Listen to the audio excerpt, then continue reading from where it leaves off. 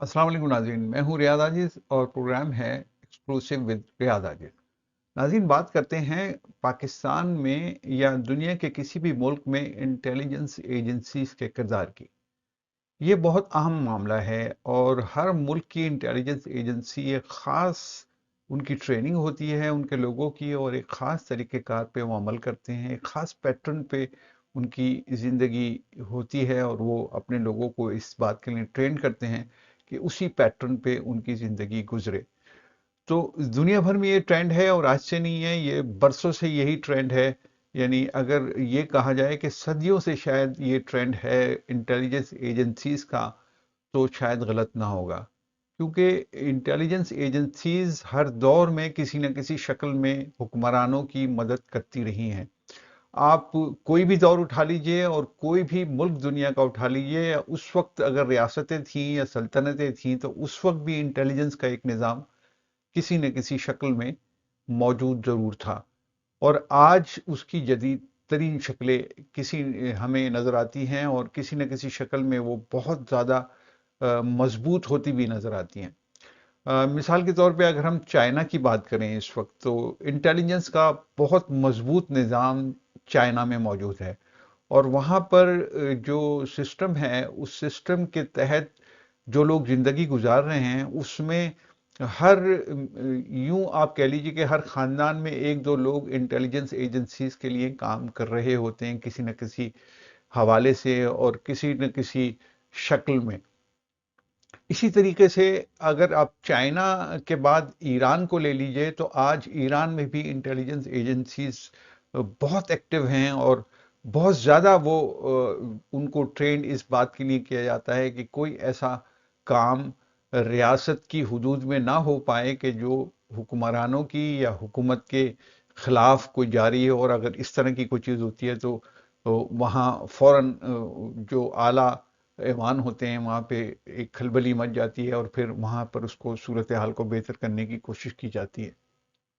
इससे पहले अगर रशियन निज़ाम को आप देखें, जो यूएसएसआर का निज़ाम था, वहाँ भी ये शक्ल बहुत मजबूती से मौजूद थी इंटेलिजेंस की, और उसमें मुख्तलिफ तरीके इस्तेमाल किए जाते थे, और वहाँ भी मियाँ को बीवी का और बीवी को मियाँ का नहीं मालूम होता था कि वो कौन सी इंटेलिजेंस एजेंसीज के लिए काम कर रही हैं।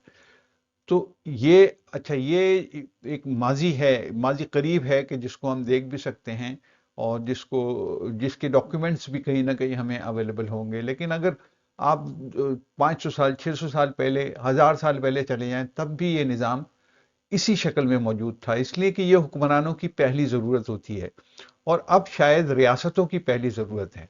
अमेरिका को देख लें तो वहाँ पे भी इंटेलिजेंस का निज़ाम मौजूद है, और इंटेलिजेंस एजेंसीज बाज़ औक़ात इतनी मजबूत हो जाती हैं, इतनी ज़्यादा मजबूत होती हैं कि वो प्रेसिडेंट को भी अपने खातिर में नहीं लाती हैं। और इस हवाले से अमेरिका की एक तारीख मौजूद है कि प्रेसिडेंट जो होता था उसमें मुख्तलिफ अदवार में अमेरिका का, उसको इंटेलिजेंस एजेंसी की तरफ से मुज़ाहमत का सामना करना पड़ता था। और एक मर्डर भी अमेरिका की तारीख में प्रेसिडेंट का मौजूद है, और वो शायद इसी सिलसिले की एक कड़ी है कि जब अमेरिकन प्रेसिडेंट अपनी एक ख़ास लाइन से डेविएट करने लगा, तो उनकी इंटेलिजेंस एजेंसीज ने उसको रास्ते से हटा दिया। तो ये इंटेलिजेंस एजेंसीज इतनी ताकतवर हैं सारी दुनिया में, और उनकी ताकत को सपोर्ट करती है रियासत, और रियासत ज़ाहिर है उनको हर किस्म की फंडिंग देती है, हर किस्म के उनको मौाक़े देती है। पैसा बेहिसाब होता है इनके पास जो वो खर्च करते हैं अपने मुख्तलिफ प्रोजेक्ट्स पर। अब इन इंटेलिजेंस एजेंसीज के हवाले से एक अहम बात यह है कि ये आज के दौर की अगर मैं बात करूं, तो इसमें वाज़ेह तौर पे नज़र आता है कि आज के दौर की इंटेलिजेंस एजेंसी बहुत डिफरेंट है माजी के हवाले से। यानी माजी में अगर उसका तकाबुली एक जायज़ा लिया जाए माजी की इंटेलिजेंस एजेंसीज का, और मैं माजी ज़्यादा बैद की बात नहीं कर रहा, माजी करीब की बात कर रहा हूँ, और आज के दौर की बात कर रहा हूँ, यानी 2023 की मैं बात करूँ और 1990 की मैं दहाई की बात करूँ, तो एक बहुत बड़ा डिफरेंस आ गया है इंटेलिजेंस एजेंसीज के तरीक़ेकार में काम करने में। उसकी वजह यकीनन टेक्नोलॉजी है, ٹیکنالوجی کی وجہ سے یہ انٹیلیجنس ایجنسیز اپنا کام بڑے مستعدی سے کر رہی ہیں اور وہ ٹیکنالوجی کو سب سے زیادہ استعمال کرتی ہیں. یعنی جدید ٹیکنالوجی خفیہ معلومات کے لیے جدید ٹیکنالوجی مثال کے طور پہ کیمرے ہیں یا سیٹلائٹ کو بھی ایون استعمال کیا جا رہا ہے.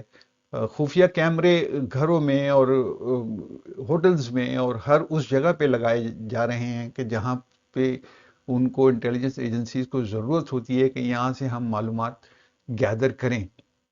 اب اس کے اندر مسئلہ کیا ہے؟ مسئلہ یہ ہے کہ ان کو جب اتنے زیادہ اختیارات انٹیلیجنس ایجنسیز کو دے دیے جاتے ہیں تو وہ حکمران کے بعد خاص طور سے جمہوری طرز عمل کے جو ریاستیں موجود ہیں یا جمہوری کور کی جو ریاستیں دنیا میں موجود ہیں وہاں پر انٹیلیجنس ایجنسیز کا کردار بہت زیادہ اہم اور طاقتور ہو جاتا ہے.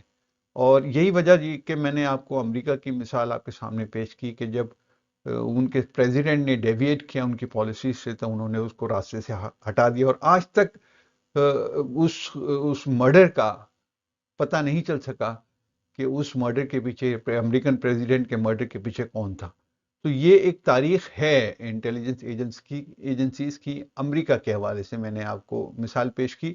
یہ صرف امریکہ تک بات محدود نہیں ہے. یہ معاملہ اگر آپ دوسرے ممالک میں ایون پاکستان میں اس کو امپوز کریں تو آپ کو سمجھ میں آ جائے گا کہ یہاں پہ بھی انٹیلیجنس ایجنسی اتنی طاقتور کیوں ہیں.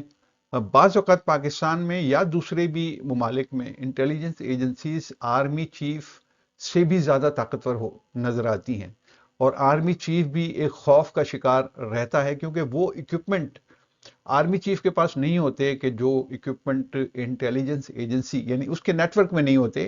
پاس سے میری مراد یہ ہے کہ اس کی ڈومین میں وہ ساری چیزیں نہیں آتی لیکن انٹیلیجنس ایجنسیز کے جو ہیڈز ہوتے ہیں ان کے ڈومین میں یہ ساری چیزیں آتی ہیں. ان کو پتہ ہوتا ہے اور وہ اپنے نیٹ ورک کا جدید ٹیکنالوجی کا استعمال کر کے بعض اوقات آرمی چیف کی بھی انٹیلیجنس کر رہے ہوتے ہیں. تو یہ ایک طریقہ کار ہے.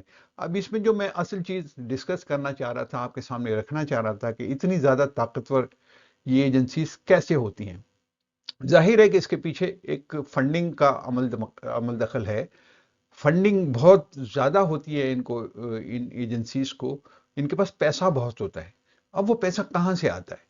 بعض اوقات یہ پیسہ ریاست ان کو دے رہی ہوتی ہے اور اکثر ایسا ہی ہوتا ہے.